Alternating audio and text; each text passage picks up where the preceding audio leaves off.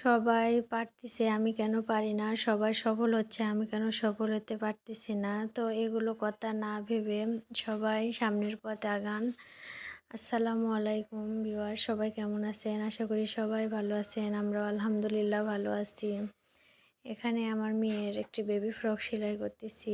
এটা নতুন একটি সেলাই, তো আপনাদের সাথে এটা শেয়ার করলাম।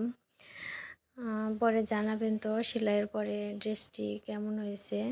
এরপরের ভিডিওতে ফাইনাল লুকটা দিয়ে দিব। তো এখানে শুধু সেলাই শেয়ার করছি।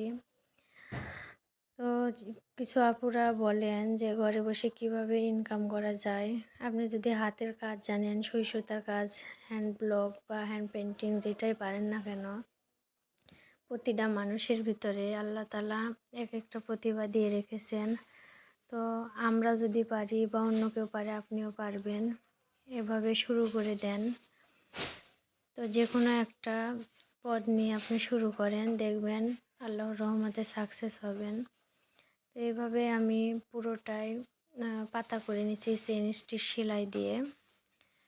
এভাবে সেলাই করার পরে সাইডে আমি দিব টিয়া কালার সুতা। তো আমি আগে কলি করে নিচ্ছি হালকা টিয়া কালারের সুতাটা দিয়ে। তো পাতাগুলো করার পরে কেমন হয়েছে জানাবেন কমেন্টে প্লিজ।